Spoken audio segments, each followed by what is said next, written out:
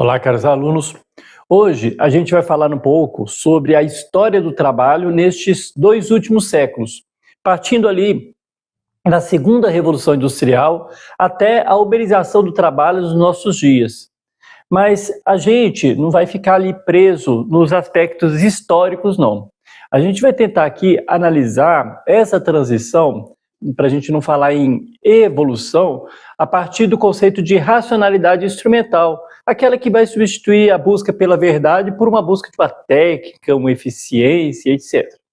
E quando a gente fala em mudanças nas relações de trabalho, nós também estamos falando de uma exploração de como as estruturas de poder, como elas organizam a nossa gestão, a gestão do nosso tempo e até a forma como a gente enxerga o esforço humano. Isso tudo vai mudar da água para o vinho em pouco mais de um século. Então nós vamos ver aí essa trajetória de como que vai acontecer isso e até chegar aos nossos dias. Vamos organizar aqui o nosso roteiro em 5 momentos essenciais. Olha, para a gente não perder, o primeiro momento vai ser sobre a gênese da administração, depois a lógica da máquina, em seguida nós vamos falar sobre as duas faces do Fordismo, aí nós entraremos na captura da mente e para finalizar, para fechar o trabalho na atualidade. Então a gente vai tentar trazer aí toda a história do trabalho nesses dois últimos séculos, mas de uma perspectiva filosófica. Então, começando direto pela nossa primeira parte, nós vamos falar aqui sobre a gênese da administração, que também a gente pode considerar como o nascimento da gerência científica, né? E para entender como que as coisas evoluíram, né, entre aspas, e se adaptaram com o tempo, a gente precisa voltar lá para a Revolução Industrial. Foi lá que nasceu um jeito rigorosamente estruturado de administrar o suor de quem trabalhava. Esse modelo foi proposto por Frederick Taylor. Então, por isso ele tem o nome de Taylorismo. O Taylorismo, ele foi o primeiro modelo a propor a divisão de tarefas no interior das fábricas. Antes era o quê? Era o artesão, né? Não, os trabalhadores ali, braçais, eles eram os responsáveis pela produção propriamente dita. Mas agora a gerência, ela tinha como função administrar o processo. Então, a gente tem ali uma divisão de tarefas.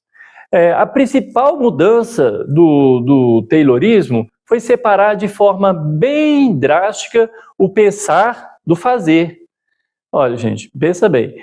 Antes, no trabalho artesanal, como é que era?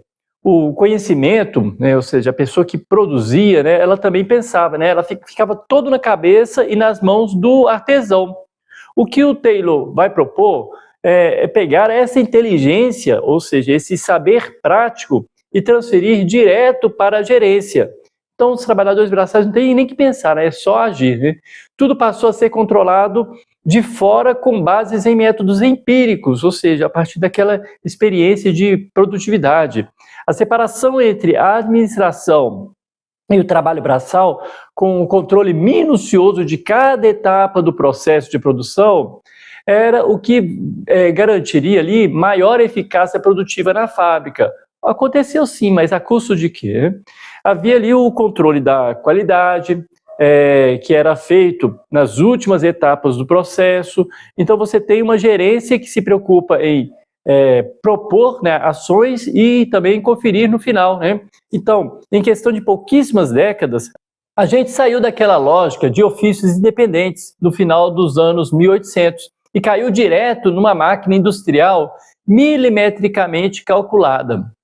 A humanidade, ela simplesmente abandonou o seu ritmo natural para abraçar uma sincronização mecânica total, passando pelo cronômetro de Taylor, em 1911. E aí nós vamos chegar até a linha de montagem criada por Henry Ford lá no século XIX, né? No início do século XX, melhor dizendo, né?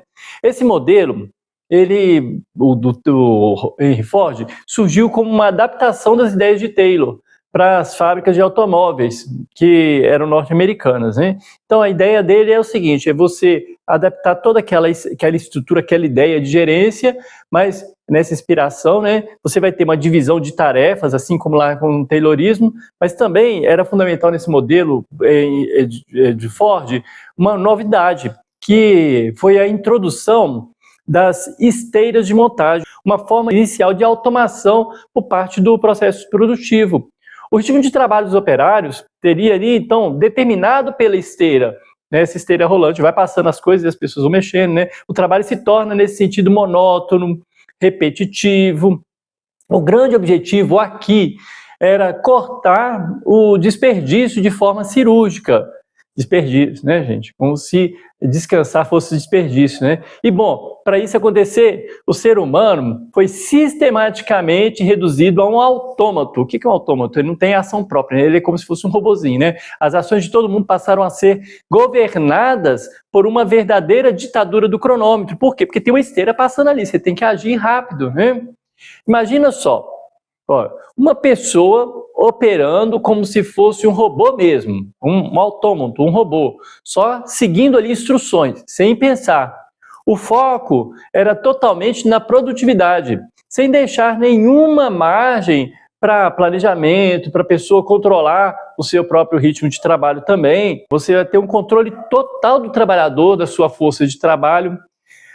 A captura daquele saber prático de quem estava na base, operando as máquinas, serviu exatamente para consolidar o controle lá no topo com a direção.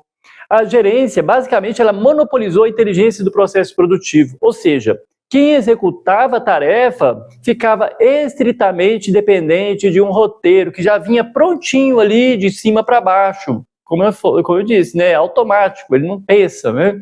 O que nos leva à nossa terceira parte, as duas faces do Fordismo, aquele eterno embate entre prosperidade e alienação, que, diga-se de passagem, ainda está presente nos dias de hoje, naqueles discursos meritocráticos, ilusórios, né, de meritocracia. A gente hoje tem um olhar muito mais crítico quando a gente analisa a história do trabalho, quando a gente fala do Fordismo, do Taylorismo, quando a gente fala ali do surgimento dessas formas de trabalho, mostrando ali como que o trabalhador era alienado. Mas é bom a gente ressaltar que o boom industrial, ele não foi feito só de supervisão rígida ou de exaustão, como a gente pinta hoje, não. Existe uma contradição que já estava presente na mesma época que ele surgiu. Henry Ford, por exemplo, certa vez, fez uma declaração que, inclusive, foi muito bem resgatada em reportagens da época e revisitada por veículos de comunicação durante vários anos, inclusive recentemente numa publicação do Correio Brasiliense. Ela revela uma visão, por incrível que pareça, bem humanista. O que ele dizia? Olha, prefiro ter 20 mil funcionários felizes e bem alimentados do que alguns poucos se tornarem milionários. Então, ele tomou uma decisão que foi ousada para a época, de dobrar o salário para $5 por dia. A gente pensa assim, mas só isso, mas para a época foi uma decisão ousada. Essa decisão, apesar disso, ela não foi uma generosidade dele, não. Foi uma logística revolucionária para quê? Para reter talentos, para diminuir faltas e, claro, para criar uma base de trabalhadores leais que formariam um mercado consumidor gigante para os próprios carros que eles mesmos produziam. É o que a gente vê hoje em dia, até na política brasileira, né? Quando se fala assim, não, nós vamos investir no trabalhador para que ele também seja consumidor. E é justamente aí que a gente percebe a imensa tensão daquela época. É uma dialética ali fordista pura, né? De um lado da balança, a gente tem uma mobilidade econômica, ou pelo menos uma promessa dessa mobilidade, ajudando a consolidar uma força de trabalho com acesso inédito ao poder de compra. Só que, do outro lado, a gente tem uma justa posição implacável de alienação física. Então, veja bem, é aquela ideia, né? Uns que defendem, outros que criticam, ainda está hoje esse discurso, né? O ritmo de quem trabalhava ali não era mais o seu próprio ritmo, ele era violentamente ditado pela velocidade inegociável da esteira rolante. Então, essa que é a maior crítica a esse modelo fordista, né? A pessoa, ela era tratada como uma peça totalmente substituível, apesar de se falar, nós estamos valorizando, nós estamos humanizando, mas ela era substituível. Se ela adoecer, morrer, tanto faz. Ninguém ilustrou isso melhor do que o Charlie Chaplin no clássico Tempos Modernos, não é mesmo? Essa obra do cinema é um lembrete perfeito de que, por trás daqueles salários super atraentes, existia uma subordinação pesada e rígida ao ritmo das máquinas. O filme mostra a figura humana de um jeito bem caricato, né? Literalmente ali como se fosse uma engrenagem, e escancara o desgaste emocional absurdo perante a linha de montagem, que culminava inevitavelmente a um colapso nervoso, como aconteceu ali com o personagem do Charlie Chaplin. Então, a gente vai ter um rigor tão grande que as pessoas entram em colapso, era o psíquico, né? Elas deixou de ter personalidade. E com isso, a gente pode passar para a nossa parte 4, a parte 4 do nosso roteiro, que é a captura da mente, indo ali além da esteira rolante. Olha, à medida que o século XX foi avançando, as dinâmicas de mercado ficaram bem mais imprevisíveis. E aí aquela exaustão que era puramente física no Fordismo deu lugar a algo muito mais psicológico e sutilmente enraizado. Entra em cena então o toyotismo. O toyotismo, ele é um modelo de produção industrial que surgiu no Japão no final da década de 1970. Então, nós já estamos falando ali final do século XX. Então, seria uma alternativa ao Fordismo. Nesse tipo de produção, usa-se a tecnologia de forma intensiva e emprega-se a mão de obra altamente qualificada e multitarefas, além de um rígido controle de qualidade, que seria ali realizado durante todas as etapas do processo, não só ao final, como lá no Taylorismo. E detalhe interessante é que a produção é sempre feita sob demanda. Esse sistema percebeu que, para aumentar a eficiência no mundo de mudanças rápidas, a gerência ela precisava engajar a mente das pessoas, não apenas seus corpos. O foco mudou para a flexibilidade e para a inclusão de equipes como ativas solucionadoras de problemas. Essa evolução do controle ela é bem nítida, super nítida, quando a gente verifica assim, no mundo atual, o toyotismo está presente ainda. A gente sai daquela vigilância física e da supervisão direta do Fordismo. Depois a gente passa ali para uma espécie de autopoliciamento e autoavaliação ali no toyotismo. Então a gente tem ali um pouco que o filósofo sul-coreano vai falar no seu livro Sociedade do Cansaço. O trabalhador, ele passa a ter uma ilusão de liberdade, mas essa liberdade é usada para ele se autoexplorar. Então ele tem aquela ilusão, mas ele está só se sobrecarregando, né? Aí que vem os burnouts da vida, né? Por isso que essa trajetória pavimentou o caminho para a gestão algorítmica e por plataformas que a gente observa hoje no nosso dia a dia, como o Uber, o iFood, diversos trabalhos autônomos aí que a gente tem por plataformas, né? A pessoa ela deixou de ser aquela peça física substituível para se tornar efetivamente o seu próprio e mais severo gerente. E aí vem aquilo que o Byung-Chul Han vai lembrar, né? É como a gente pular da figura de um animal treinado direto para a figura de um comandante estressado, e principalmente o comandante que se cobra demais, né? A gente passa a carregar todo o peso psicológico da produção nas costas, misturando o nosso próprio sucesso pessoal com as metas super rigorosas da organização. Então não é um retorno lá ao artesão, né, que ele tinha seu próprio ritmo. Não, a gente é autônomo, pode até ser, mas você tem que seguir o ritmo que é ditado por outro. Dito isso, nós podemos passar para a nossa parte 5, focado no cenário de agora, onde o algoritmo é o novo cronômetro.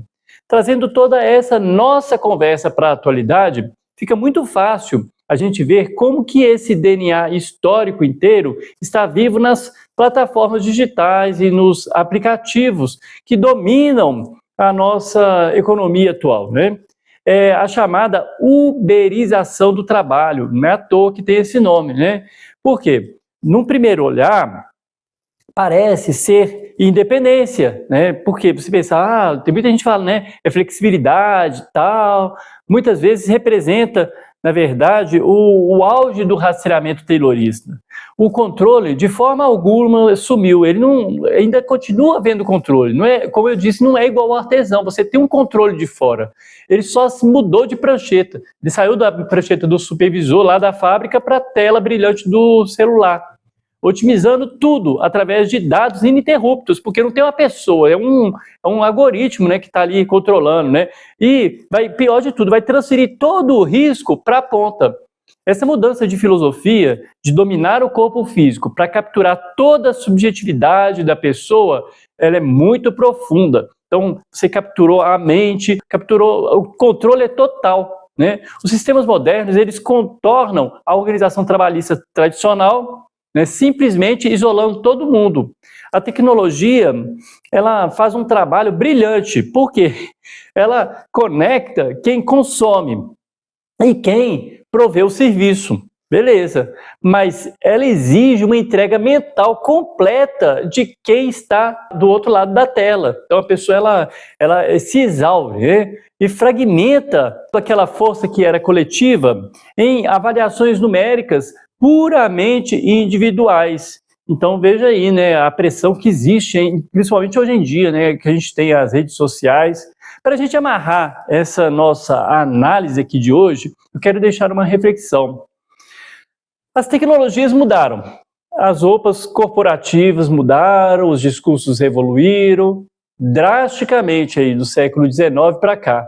Mas aquele objetivo central de buscar eficiência e principalmente de ter controle sobre o ritmo produtivo continua muito presente, desde quando a gente deixou de ser artesão.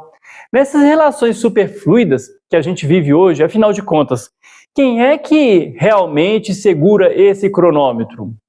Como que a gente poderia trazer uma ideia de humanismo para essa realidade atual em que o próprio indivíduo acaba sendo senhor e escravo de si mesmo?